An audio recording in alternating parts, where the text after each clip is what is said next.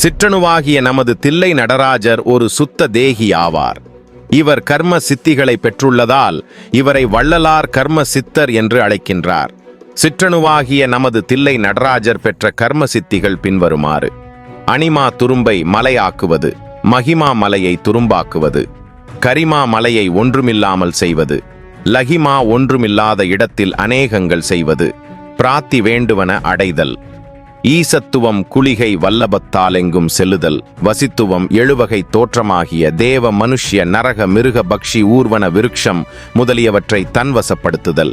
சிற்றணுவான தில்லை நடராஜரை விட உயர்ந்த நிலையில் உள்ள சிற்றணுக்கள்தான் பிரணவ தேகிகளும் ஞான தேகிகளும் ஆவார்கள்.